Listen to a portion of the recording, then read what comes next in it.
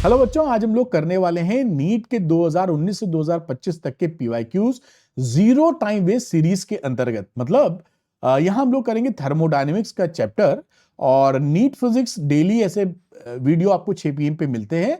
ये zero time waste series में क्यों बोल रहा हूं? क्योंकि इसके अंदर मैं सीधे सवाल कराऊंगा, कोई टाइम वेस्टिंग आपकी नहीं होगी और सारी फिजिक्स के सवाल इजी एक्सप्लेनेशन के साथ होंगे। चलते हैं, शुरू करते हैं। पीवाईक्यू 2019 से 2025 एनटीए के सारे पीवाईक्यूज, किसी भी एग्जाम में आए हो, मतलब रेगुलर एग्जाम हो, उड़ीसा, मणिपुर, री एग्जाम, कुछ भी। अच्छा, कई बच्चे कहते हैं कि जो आप पढ़ा रहे हैं उसका अगर उनको पीडीएफ मिल जाए तो अच्छा है, तो डाउनलोड कर लीजिए Arvind NEET app. Store section में जाइए, यहां नीट फिजिक्स फ्री पीडीएफ मिलेगी। इसके अंदर जितनी पीडीएफ है सब अनलॉक है, क्लिक करके डाउनलोड कर लीजिए, पढ़ाई के लिए इस्तेमाल कीजिए। तो बस आपको अरविंद नीट ऐप को डाउनलोड करना है और पीडीएफ अगर चाहिए तो आप वहां से आसानी से ले सकते हैं। टॉपिक 1 लेते हैं, कई टॉपिक में डिवाइड किया जिससे आसानी से आपसे बातचीत हो सके। स्पेसिफिक हीट कैपेसिटी, इस पे उड़ीसा 2019 में सवाल आया था। आइए इस क्वेश्चन को करते हैं। ऐसे सवाल आपके यहाँ काफी आते हैं, काफी आसान भी होते हैं, ये बस समझना होता थोड़ा। 1 gram of water of volume 1 centimetre cube at 100 degree centigrade.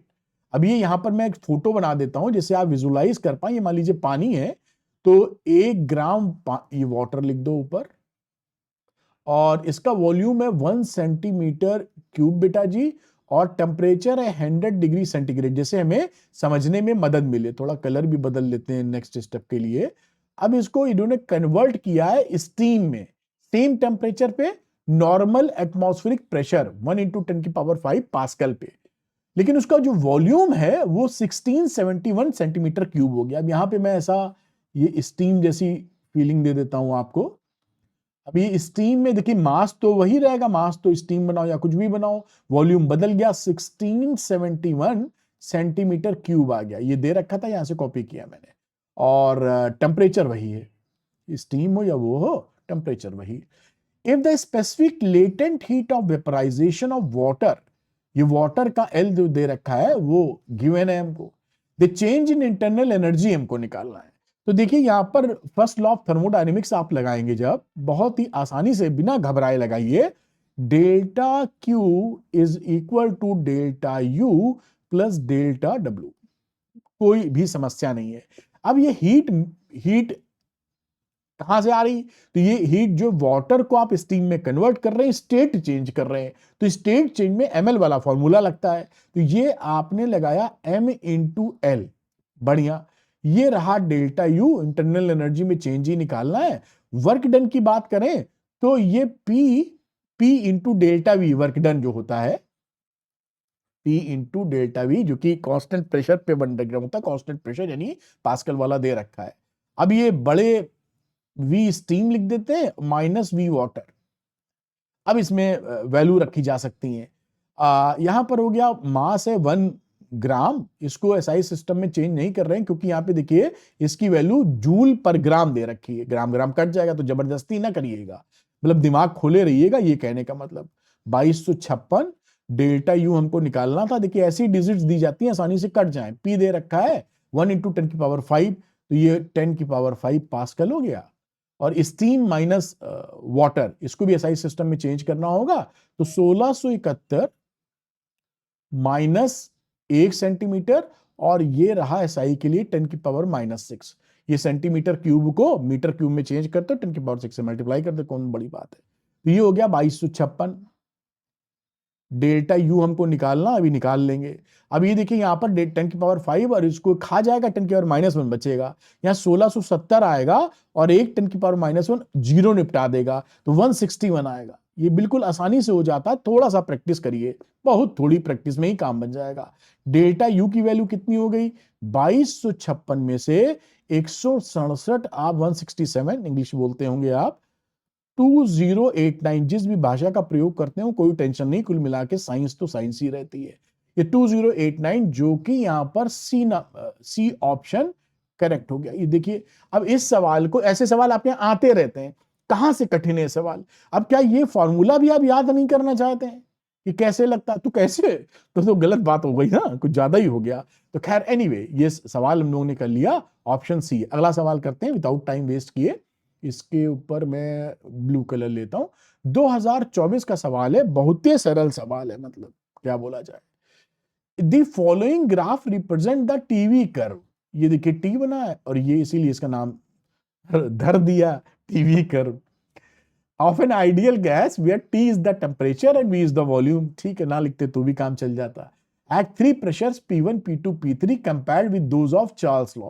Charles law क्या होता है, चार्ल्स लॉ के हिसाब से बनाया ना उन्हें, वो शायद इसके बाद लगाते हैं ये Charles law, V is proportional to T, constant जो भी है। तो यहां पर V बाई टी बराबर कांस्टेंट, इस टाइप की कहानी जो कुछ हो भाई। ठीक, अब इस सवाल को देखते हुए चलते हैं। अब यहां पर क्या है, हम गैस जो आइडियल गैस की इक्वेशन होती है PV is equal to NRT, इसको देखो जरा। इसमें टी और वी में मामला हमको पकड़ना है। टी देखिए यहां पर वाई एक्सेस पे, वी इधर है, तो टी एक तरफ कर लेते। देखिए हम ऐसा क्यों कर रहे हैं, ये भी हम लॉजिक बताते हैं, जैसे आप दिमाग चले आपका।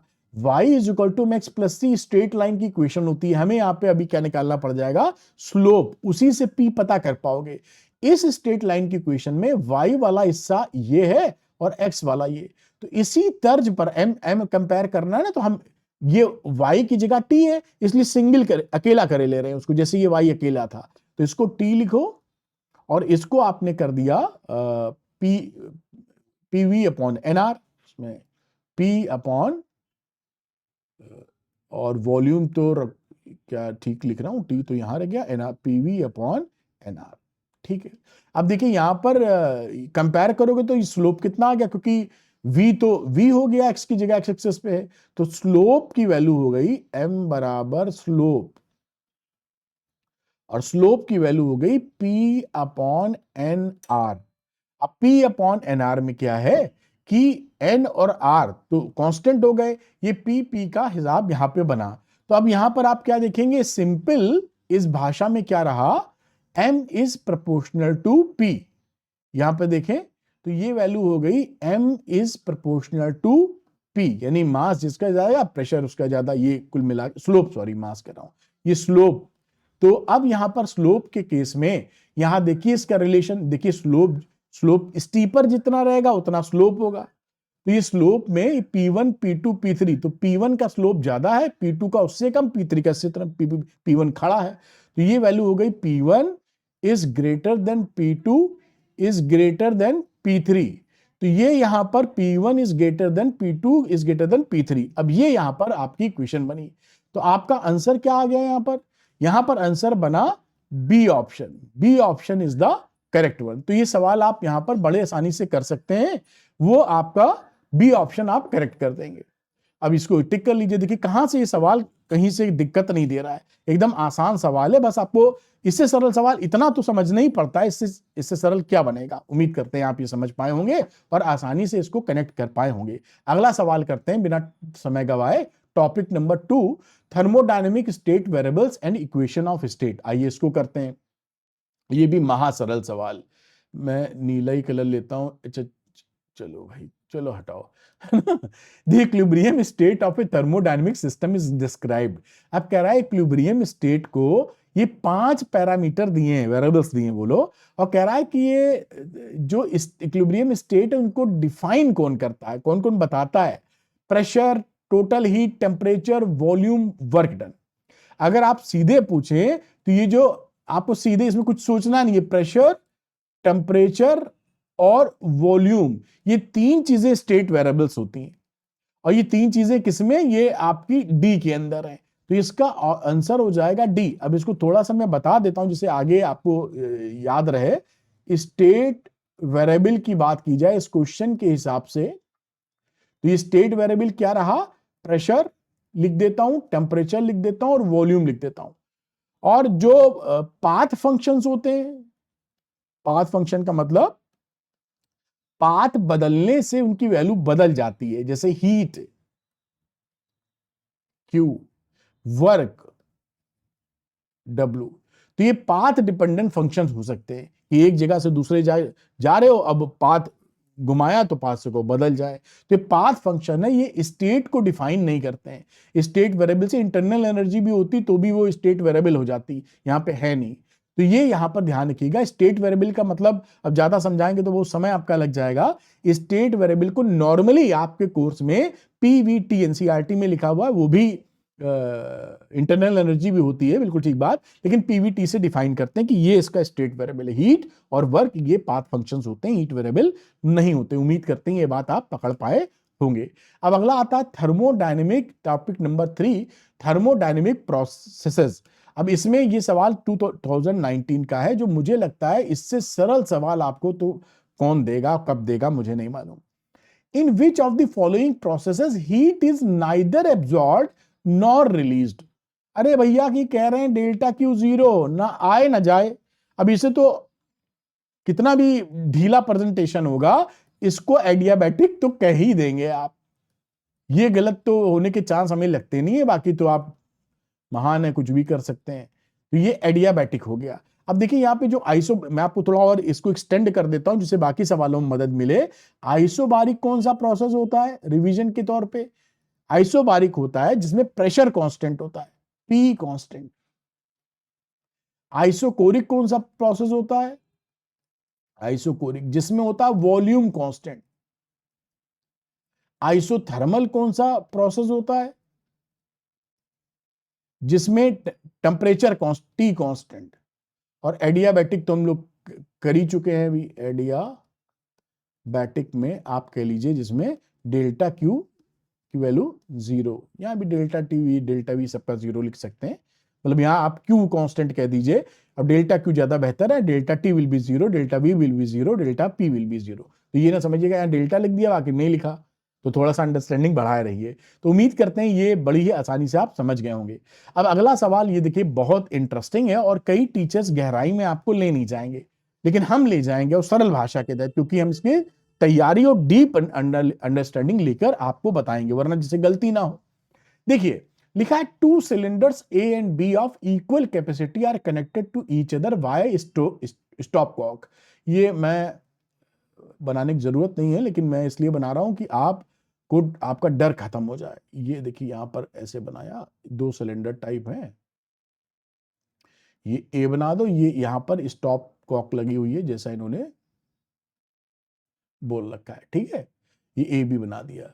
ए contains an ideal gas standard temperature and pressure. A में क्या है, ये गैस भरी हुई है, बाकी ठीक है। और बी इज कंप्लीटली इवैक्यूएटेड, इसमें वैक्यूम है, जब आप खाली कर देंगे तो बचेगा क्या, ठीक। The stop cock is suddenly open, अब इस स्टॉप कॉक को आप ओपन कर दिए, प्रोसेस को क्या बोलोगे? तो यहां ध्यान दीजिएगा, ये जो इंटायर सिस्टम है ना, इन्होंने कह रखा है कि थर्मली इंसुलेटेड है। थर्मली इंसुलेशन का मतलब होता है कि ना इसका हीट बाहर जा सकता है, ना इसका हीट अंदर आ सकता है। थर्मली इंसुलेशन का यही मतलब है। तो डेल्टा क्यू की वैल्यू हो जाएगी जीरो, इसलिए ये हो जाएगा आपका एडियाबैटिक प्रोसेस। अब जो टीचर्स लोग, जो अधिकतर लोग होंगे, वो यहीं पे टिक करा के आपको आगे बढ़ जाएंगे। इसमें एक इंटरेस्टिंग बात क्या होती है, डेल्टा टी भी जीरो आएगा, तो कई बच्चा आइसोथर्मल टिक करने की तरफ जा सकता है। क्यों नहीं आइसोथर्मल टिक करना, वो मैं बताता हूं। देखिए इसमें गहराई क्या है कि जब भी वैक्यूम होता है और गैस को रिलीज आग करते हैं, तो गैस होती एक्सपैंड, लेकिन वैक्यूम है, कोई प्रेशर नहीं है, इसलिए उसको एक्सपेंशन में कोई वर्क डन नहीं करना पड़ता, समझे, जिसे बोलते हैं फ्री एक्सपेंशन। तो यहां पर वर्क डन बाई गैस, इस समझिए, इसलिए कि बाकी सवाल कर पाइए। अगेंस्ट लिख देते हैं, चलो अगेंस्ट वैक्यूम, वो वैल्यू डब्ल्यू कितना हो जाएगा वर्क डन, ये जीरो हो जाएगा, इसको ध्यान रखिएगा, क्योंकि वैक्यूम था। अब यहां पर ये दे रखा है, मैं कलर थोड़ा बदलने की चाहत जाग उठी है। यहां दे रखा है, गिवन क्या है, डेल्टा क्यू की वैल्यू जीरो, क्योंकि इंसुलेशन है, ये गिवन है, मैं लिख नहीं रहा हूं, थर्मली इंसुलेटेड लिखा हुआ है यहां पर, डेल्टा जीरो। अब फर्स्ट लॉ क्या बोलता है? फर्स्ट लॉ बोलता है delta Q is equal to delta U plus delta W. बड़ी अच्छी बात, अब देखिए इंटरेस्टिंग, ये थोड़ा बहुत जानना जरूरी है। डेल्टा क्यू की वैल्यू जीरो, ये पता नहीं हमें, और डेल्टा डब्ल्यू की वैल्यू भी जीरो, तो यहां पर डेल्टा यू की वैल्यू हो गई जीरो। इंटरनल एनर्जी में कोई चेंज नहीं है। अब आपको मालूम है कि जो आइडियल गैस होती है उनकी इंटरनल एनर्जी केवल टेम्परेचर डिपेंडेंट होती है, तो इसका मतलब क्या है, डेल्टा टी भी जीरो होगा। अगर कोई बच्चा पढ़ रहा है तो वही सोचेगा अगर डेल्टा टी जीरो है तो ये भैया ये आइसोथर्मल भी हो सकता है, लेकिन ये आइसोथर्मल नहीं है, ये एक्सीडेंटली डेल्टा टी बराबर जीरो आया है, समझिएगा। तो ये एक्सीडेंटली, और क्या होता है, जो आइसोथर्मल प्रोसेस होते हैं, ध्यान रखिएगा, आइसोथर्मल प्रोसेस में डेल्टा टी जीरो होता है क्योंकि हीट एक्सचेंज हो सकता है, क्योंकि हीट एक्सचेंज इज पॉसिबल। समझना ये गहराई, जिससे बहुत सारे क्वेश्चन आसान लगने लगेंगे। समझना आइसोथर्मल इसीलिए हो पाता है क्योंकि हीट एक्सचेंज पॉसिबल है। यहां पर हीट एक्सचेंज पॉसिबल नहीं है तो ये आइसोथर्मल हो ही नहीं सकता है, बात समझे। इसलिए यहां पर आंसर होगा एडियाबैटिक। अब कई बच्चे सोचेंगे अरे सर पहला ही हो गया था, नहीं, ये थोड़ी सी कथा सुन लेने से ऐसे 10 सवाल आप गिरा देंगे। यही फर्क है पढ़ने में और थोड़ी सी गहराई। ये आपके लेवल की पढ़ाई है, आप ही का पीवाईक्यू है, नीट का मतलब कहीं और का नहीं है। तो आप ये ना समझ ले अरे सर इतना जानने की क्या जरूरत है, कई बच्चे ऐसा सोच सकते हैं। लेकिन अब भाई जैसा आप ठीक समझे, हमारी कोशिश यही है कि आप कॉन्सेप्ट को थोड़ा सा नीट के अकॉर्डिंग गहराई में जाएं तो कई क्वेश्चन लगाएं। चलिए अगला चलते हैं, यहां पर अगले क्वेश्चन को लेते हैं और ये हो गया फेज 2 का 2020 का सवाल। ये तो बहुत ही सरल सवाल है वैसे। The PV diagram for an ideal gas in A piston cylinder assembly undergoing A thermodynamic process. ये थर्मोडायनेमिक प्रोसेस है, पीवी के अगेंस्ट में ग्राफ बनाया हुआ है। द प्रोसेस अब यहाँ पे साफ दिख रहा है कि भैया ये प्रेशर कांस्टेंट है, देखिए इनिशियल और फाइनल। इससे क्या समझ में आया, P is equal to constant. जब प्रेशर कांस्टेंट होता है तो आइसोबारिक इन नेचर होता है, इसमें कुछ रह ही नहीं गया। इससे ज्यादा क्या बताएं, पहले हम एक्सप्लेन कर ही चुके हैं कि कौन सा प्रोसेस क्या होता है। तो ये प्रेशर क्योंकि कांस्टेंट है डिफरेंट वॉल्यूम के लिए, इसलिए आइसोबारिक प्रोसेस हो जाएगा। अब ये सवाल इंपॉर्टेंट है, कई बार झटके में आता रहता है, कई बच्चे गलत करते रहते हैं, जो कि गलत नहीं करना चाहिए। देखिए सुनिए कथा। An ideal gas undergoes 4 different processes, 1 2 3 4 बने हुए हैं। The same initial phase, सबकी initial phase सेम थी। Those processes are adiabatic, एक एडियाबैटिक, एक आइसोथर्मल, एक आइसोबारिक, एक आइसोकोरिक है। 4 तरह के प्रोसेस इन्वॉल्व हैं इसमें।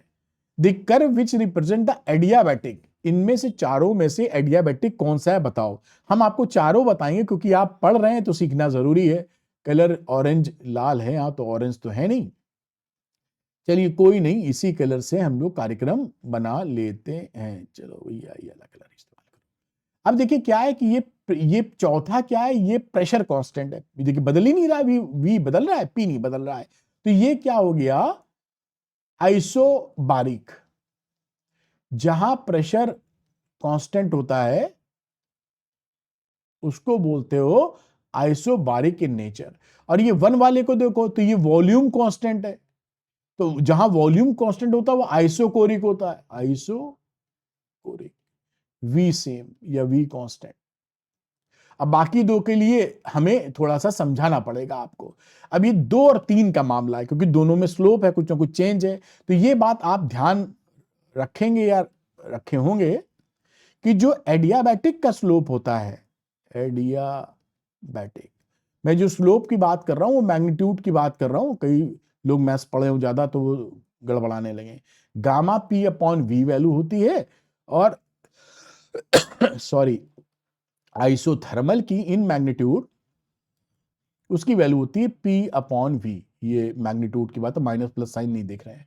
तो यहां पर आप साफ तौर पे देख पा रहे हो कि जो एडियाबैटिक का स्लोप होता है वो बड़ा है गामा टाइम से। मतलब आप और ज्यादा लिखें तो एम एडियाबैटिक, एम का मतलब slope, adiabatic is equal to gamma into M isothermal. मतलब सिंपल सी बात समझ गए, एन एडियाबैटिक का स्लोप एम आइसोथर्मल से आपका बड़ा है। अब बड़ा है तो यहां देखो 2 3 में जो बड़ा होगा वो एडियाबैटिक है, जो छोटा है वो आइसोथर्मल है।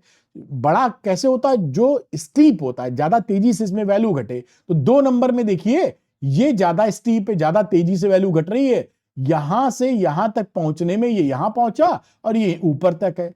पी किस में ज्यादा घटा? दो में, तो ज्यादा स्टीप है। ज्यादा स्टीप है तो ये एडियाबैटिक इन नेचर है, एडियाबैटिक, क्योंकि स्लोप ज्यादा है। और बचा रह गया आइसोथर्मल। तो जो 2 नंबर है वो एडियाबैटिक है। मैंने इसको सब इसलिए पूरे बताया कि ये क्वेश्चन आपको घूम फिर के कई जगह मिलता रहेगा, तो इसकी अंडरस्टैंडिंग कर लेंगे तो ये हलवा हो जाएगा, जो कि मैंने पूरा समझा दिया आपको। ऐसे इसको देखा जाता है। कई बच्चे स्टीप स्टीप नहीं देख पाते, तो सिंपल सी बात, तेजी से घटे, तेजी से घटे कैसे पकड़ते हैं भाई? यहां तो सेम था, अब कोई भी वैल्यू ले लीजिए। यहां या ले ली, ये देखिए यहां इतना घटा पी और यहां पर इतना कम घटा, तो ये ज्यादा घटा 2 नंबर, खत्म हो गई बात। 50 तरीके हैं समझने और समझाने के, बस टीचर समझाना चाहे मोहब्बत से और बच्चा मोहब्बत से सीखना चाहे। चलिए आगे चलते हैं। अगले क्वेश्चन को पकड़ते हैं। फॉर द गिवन, ये मणिपुर 2023 में आया हुआ सवाल है। For the given cycle the work done during isobaric process. अब इसमें ये P और V है, ये देखिए V है और ये P है। आइसोबारिक कौन सा प्रोसेस होता है? आइसोबारिक वो प्रोसेस, ये पता होना चाहिए आइसोबारिक कौन सा प्रोसेस है जिसमें P कांस्टेंट होता है। P कांस्टेंट किसमें? A से B में। ये है आइसोकोरिक प्रोसेस, आइसोबारिक प्रोसेस। इसमें वर्क डन, तो एरिया अंडर पीवी कर्व, यानी ये जो एरिया है ये आपका रिप्रेजेंट करेगा वर्क डन, है ना। और ये एक्सपेंशन हो रहा है तो वर्क डन पॉजिटिव भी आएगा। यहाँ तो पॉजिटिव नेगेटिव लिखा नहीं, अगर प्लस माइनस भी लिखा होता तो भी समझ जाते, क्योंकि वॉल्यूम बढ़ गया है वी पर, तो ये पॉजिटिव वर्क डन है। तो ये वर्क डन क्या रहा? P into delta V, area under the curve. P क्या मतलब क्या है? 3 इंटू 10⁻²। डेल्टा वी मतलब V B minus V A, लिख देता हूं एक बार जिससे कि आपको कोई कंफ्यूजन ना रह जाए। 3 इंटू 10⁻² इंटू वी बी कितना है? 3 मीटर क्यूब, तो 3 और वी ए 1, इसमें बचा ही क्या? 3 2 6, तो 6 इंटू 10⁻² यानी 600 भी लिख दो भाई, 600 जूल। अब 600 जूल आपका आंसर है और ये आंसर बी है। अब यहां पर अगर मान लीजिए ऑप्शन में एक और मैं बताऊं आपको कहानी, कि मान लीजिए इस ऑप्शन में ये कोई ऑप्शन होता ABCD, मान लो ई ऑप्शन, 5 तो नहीं होते, मान लो सी की जगह लिखा होता -600 जूल, तो ये भी ध्यान रखना पड़ता है कि भैया प्लस आ रहा है कि माइनस। अब जब सब प्लस दिया रहता है तो प्लस माइनस की चिंता ही छोड़ दो। आपको जो ऑप्शन दिए रहते हैं ना नीट में या जेईई मेंस में, मैं नीट की बात कर रहा हूं, उस ऑप्शन से आपको बहुत हेल्प मिलती है, वरना तो लंबाई चौड़ाई बढ़ जाए सवाल की। बोर्ड में तो एक एक चीज करनी पड़ती है, यहां आपको करने की जरूरत नहीं, सवाल निकाल के फट से टिक मारना है, वो ऑप्शन बड़ी मदद करते हैं। खैर आगे चलते हैं, 2024 का सवाल लेते हैं।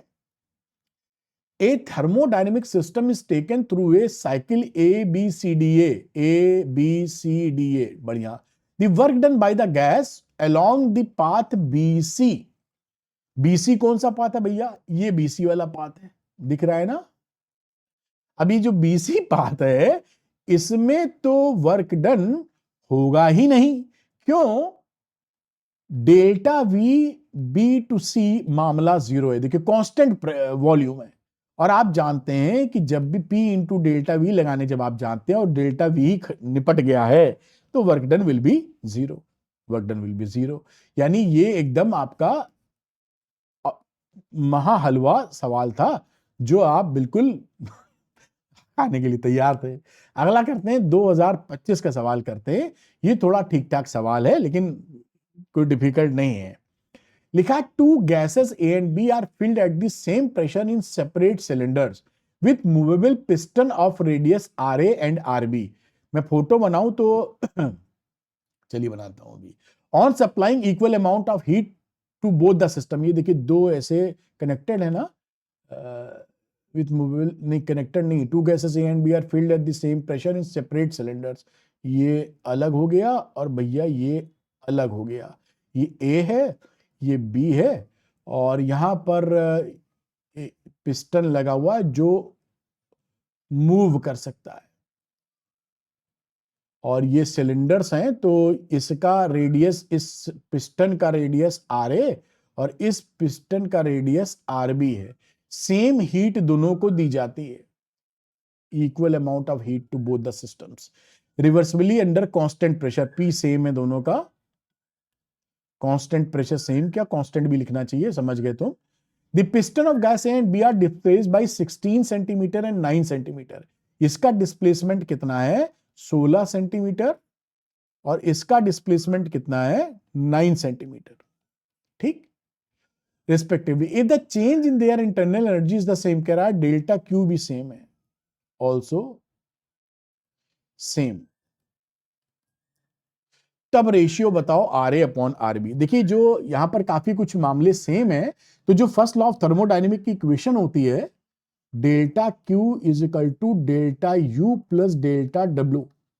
अब इसमें देखिए कि क्या क्या चीजें सेम है, डेल्टा क्यू सेम है दोनों में, और डेल्टा क्यू अगर दोनों में डिफरेंस नहीं है तो आप जीरो कह दीजिए इसको यहां पर, या सेम, ये सेम, और वर्क डन क्या बोलते हैं, इंटरनल एनर्जी भी सेम हो जाएगी, यहां पर इंटरनल एनर्जी भी सेम हो गई, क्योंकि पी ये प्रेशर कांस्टेंट है और लिखा हुआ है कि इंटरनल एनर्जी सेम, हीट दी जा रही है, सेम गैस है, तो इंटरनल एनर्जी भी सेम हो गई, तो यहां पर वर्क डन भी सेम आ जाएगा। बात समझ में आई आपको? तो डेल्टा जो डब्ल्यू है वो सेम हो जाएगा, W A is equal to W B,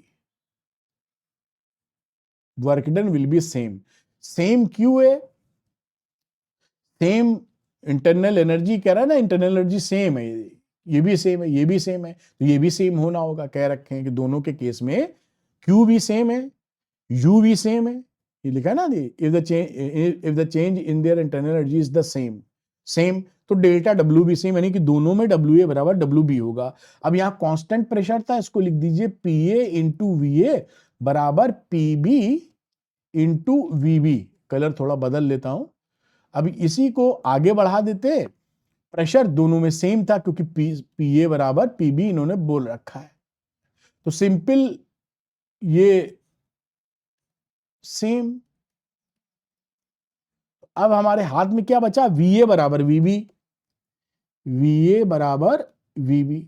अब इस बात को, वॉल्यूम को चेंज कर लीजिए आप, वॉल्यूम क्या है, पाई एरिया इंटू डिस्प्लेसमेंट, तो ये एरिया हो गया पाई आर ए स्क्वायर इंटू जो डिस्टेंस मैं डी लिख देता हूं, डी ए या एल ए लिख देते हैं आप, और यहां आ गया पाई आर बी का स्क्वायर इंटू डी बी। अब पाई पाई तो देखिए कट गया, अब पूछा क्या था, R A upon R B, यहां से निकाल लो, तो ये R A upon R B की वैल्यू आ गई D B upon D A, और अंडर रूट में पावर हाफ लगा देते, पकड़ पाए आप बात। अब ये dB अपॉन डी ए कितना है, ये dB था यहां पर, ये 9 सेंटीमीटर, इस सवाल में दे रखा है ये 9, इसका 9 सेंटीमीटर था, ये 9 हो गया और ये वाला हो गया 16, इसका ले लो रूट, तो ये 3 आया, नीचे का 4 आया, ये आंसर आ गया आपका, यानी option number D is the correct choice. ये डी आपका यहां पर बराबर बैठ गया। ये सारे एनटीए में जितने भी सवाल आए थे थर्मोडायनेमिक्स के, सब मैंने करवा दिए आसान डेप्थ के साथ। देखिए आसान है बिल्कुल मामला, उलझे किसी और टीचर के साथ तो दिक्कत होती है, आधी बात पता है आधी नहीं पता, आपको सरल भाषा भी नहीं दे रहे, आप डरे हुए, पहले से डरे रहते हैं आप फिजिक्स से, और उसमें नमक मिर्चा छिड़क दिया गया तो और हिल गया आप। खैर सरलता है। आपके लिए एक और इंपॉर्टेंट इंफॉर्मेशन जो आपके सिलेक्शन को पुख्ता कर सकती है, नीट संपूर्ण एक कोर्स है जो आपको मदद करता है 10 साल के पीवाईक्यू लगाने में, क्योंकि मैंने अपनी सरल भाषा में रिकॉर्ड किए 10 साल के पीवाईक्यूज नीट के। एनसीईआरटी 11 12 जितनी एक्सरसाइज के क्वेश्चन है, जितने एग्जाम्पल के क्वेश्चन है, सारे मैंने वीडियो फॉर्मेट में रिकॉर्ड किए हैं। अब इसके अंदर एग्जाम्पलर के एमसीक्यू भी मैंने दे दिए। देखिए एग्जाम्पलर में 2 टाइप के एमसीक्यू होते हैं, एमसीक्यू टाइप 1 और एमसीक्यू टाइप 2। दोनों ही, टाइप 1 का मतलब होता है सिंगल करेक्ट, टाइप 2 का मतलब होता है मल्टीपल करेक्ट। अब मल्टीपल करेक्ट में अगर ABCD 4 ऑप्शन है तो चारों को आपको एनालाइज करना पड़ता है, एक सवाल 4 सवाल के बराबर। ये मैंने बिल्कुल आसान भाषा में आपके लिए रिकॉर्ड किया है। कोई भी टॉपर बच्चा, आप सोचिए नीट का टॉपर, ये क्या तीनों में से कुछ भी छोड़ता होगा? क्या पीवाईक्यू छोड़ता है? क्या एनसीईआरटी की एक्सरसाइज एग्जांपल छोड़ता है? क्या एनसीईआरटी के एमसीक्यू छोड़ता है? सवाल ही पैदा नहीं होता। तो आप क्यों छोड़ेंगे? और ये बिल्कुल आप कर लेंगे, क्योंकि सारे क्वेश्चन जोड़ेंगे तो अप्रोक्सीमेटली 1294 क्वेश्चन निकलेंगे आपके। 1294 क्वेश्चन का मतलब है रोज 40-50 क्वेश्चन अगर लगाएं तो 20-25 दिन के अंदर आप ये सब लगा मारेंगे। फाइनाइट कोर्स है जो लगाना ही चाहिए। तो अगर आप बिल्कुल चाहते हैं कि गवर्नमेंट सीट मिल जाए, सिलेक्शन पक्का हो जाए, तो नीट संपूर्ण लेके प्रैक्टिस कर डालिए। फिजिक्स को अपना कंपेनियन बनाइए, दुश्मन नहीं, मदद करेगा, गवर्नमेंट सीट मिलेगी आपको। तो अरविंद नीट, जो बच्चे चाहते हैं नीट संपूर्ण लेना, वो अरविंद नीट ऐप को डाउनलोड करें, उसके स्टोर सेक्शन में जाएं और नीट संपूर्ण कोर्स को लेकर अपनी गवर्नमेंट कॉलेज की सीट को पक्का करें, फ्यूचर डॉक्टर से रियल डॉक्टर बने। और अगर ये वीडियो पसंद आया है तो लाइक सब्सक्राइब कीजिएगा और कमेंट जरूर कीजिएगा। आपके कमेंट को पढ़ के मुझे दिशा और दशा मेरी क्लियर होती है कि मैं जो मेहनत कर रहा हूं उसकी डायरेक्शन कितनी सही है। Thank you, all the best, bye बेटा।